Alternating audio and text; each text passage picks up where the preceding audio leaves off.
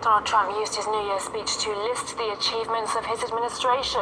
He took the opportunity to praise the deals he struck, but omitted most of the agreements he broke.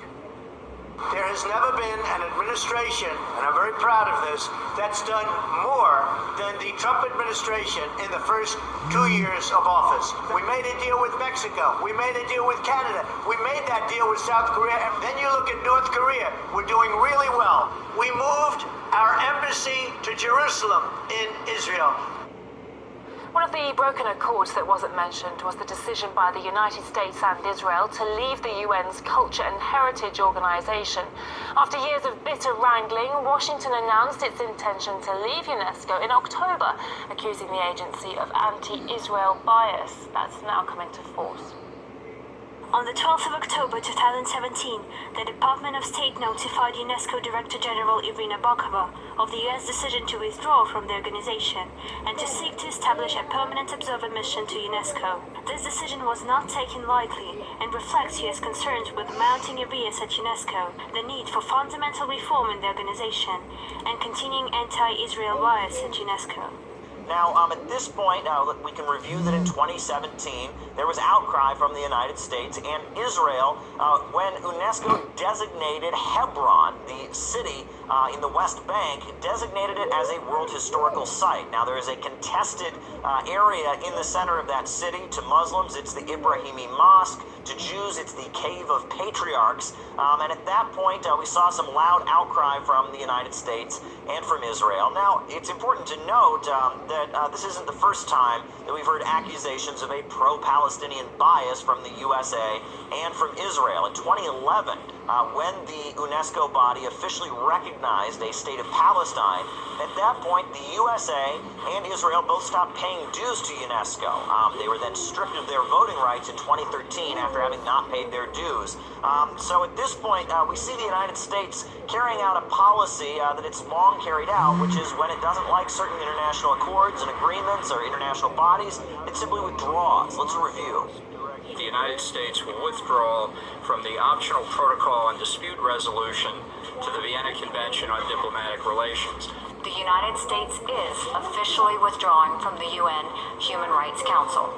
We will not cooperate with the ICC. We will provide no assistance to the ICC. Baseless, politicized claims are brought against us. Hypocritical bodies and institution. Unjust prosecution by this illegitimate court. The Council ceases to be worthy of its name.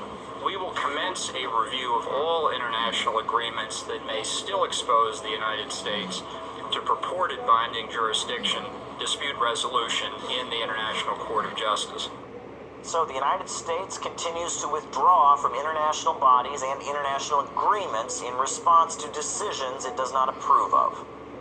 Peter Galbraith, a former U.S. ambassador to Croatia, believes America's withdrawal from international agreements and organizations will eventually be reversed.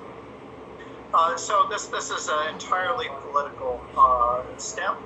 And it has to be pointed out that the irony of it is that so many of these institutions, the United Nations, the International Court of Justice, were ones that the Human Rights Council were created by the United States, and the United States took the lead, and yet now we withdraw. But also this comes from a very politicized administration, a very extreme one I have to point out, that lost the election by 3 million votes, and based on the midterm results is not likely to be around after 2020. And so very likely these decisions will then be reversed. So my advice to the rest of the world is take a deep breath, and America will be back.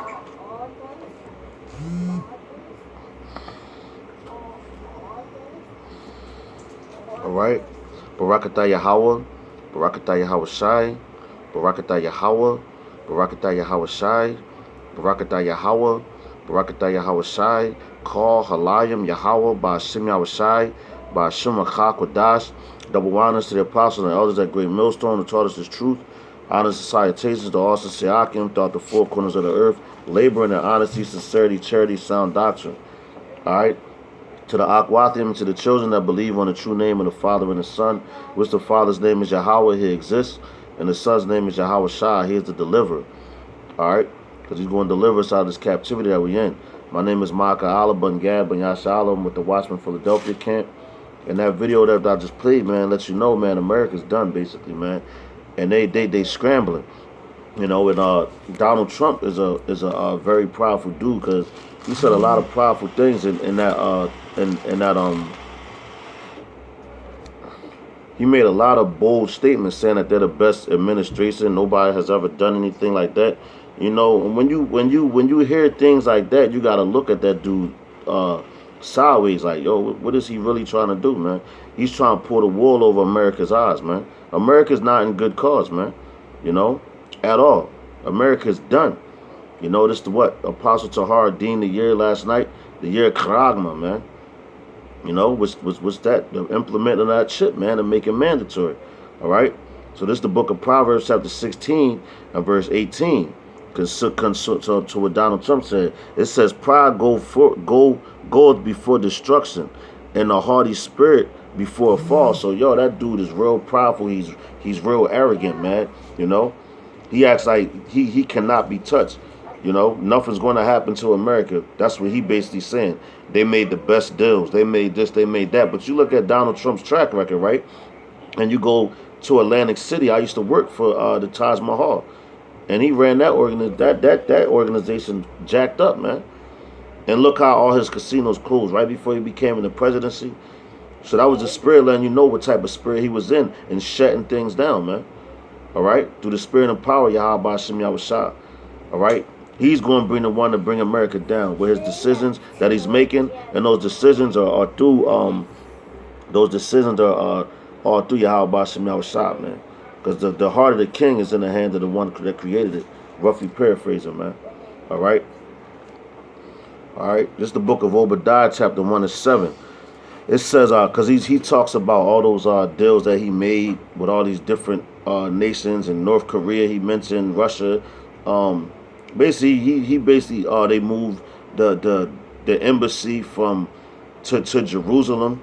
You know, which that caused a whole bunch of uproar, man, of those people. So this is Obadiah 1 and 7.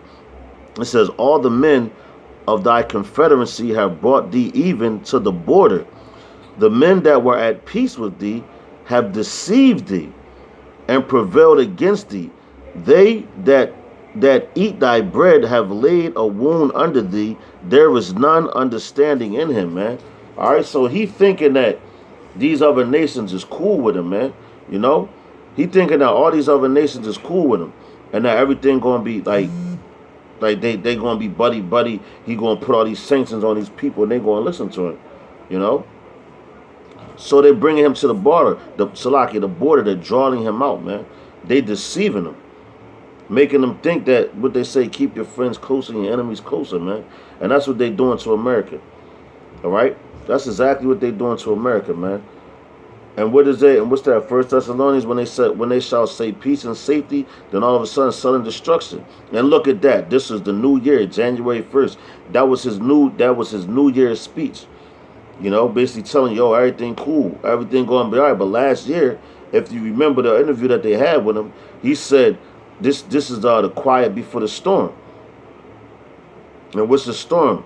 Storm brings water, sometimes floods and all that. And what the book of Isaiah says, it says, the enemy shall come in like a flood, man. You know? But Yahweh Shema Shah gonna lift up that standard. You know? So, hey, man. Hey. This America's done, man. No matter how you look at it. No matter how you call it, man. All right? So I'm going to end it on this scripture right here. Luke 21 and 26. It says, men's hearts failing them for fear. So you're going to see, like, dudes, man, going to freaking have a heart attack once these things start happening. You know? They're going to fail. They're going, oh, shit. On some Fred Sanford shit. It's the big one. I'm coming to join you, Elizabeth. On that note, man. You know? It says, men's hearts failing them for fear, and for looking after those things which are coming on the earth. So what's the things that are coming on the earth? The plagues, famines, you know, ultimately the missiles. You got martial law, race wars, you know. But the next thing is what? Yo, the next major thing, man, that bring the usher in to make them because everything's set up for the RFID microchip, for that Karagma, you know. Everything's bought, everything's in position for. All they need is a false flag, a big terrorist attack. So when men see that, they're going, oh shit, because they're gonna be scared of what's going. Like, yo, we going to war now. Look what happened with 9/11, you know, with the twin towers. Look what happened then. So when the Lord lets this happen, which is going to be through the plans of Esau, but it's all ultimately it's Yahweh Bashim Yahushua orchestrating it. You know, these niggas going to have heart attacks. It says, it says men's hearts filling them for fear and for looking after those things which are coming on the earth. For the powers of heaven shall be shaken. Yeah, so who's the powers of heaven right now? Whose heaven is this right now? Esau. It's his kingdom. So they're going to be shaken, man. Scared to death. Why? Because they're going to know that, yo, them niggas that was on the corner was telling the truth the whole time. That's why they got them little soothsayers and all that, you know. They try to upset prophecy. To try to give them insight, what you would call intel. On Yahweh Bashim Yahushua, but it's not going to happen, you know. Well, with that, man, I'm going to end it on that. With that, I hope that this lesson was edifying. It made sense, you know. And just stay aware, man, because America is done, man. You know, America is done. That's why that dude at the end of the video, he said, oh, you know, they might not be around for a second term. Just hold your breath, and America's going to be all right again. So he's meaning to hold your breath, hoping that nothing happens in these last 2 years while Trump is in office. But I got news for you. Through the spirit and power, Yahweh Shai, Ba'ashim Yahweh Shai, Yahweh Ba'ashim Yahweh Shai, and looking at these scriptures, it tells you a different story. America's done. All right, with that, I'm going to say Shalom Yasharala to the next lesson, and death to America. Shalom.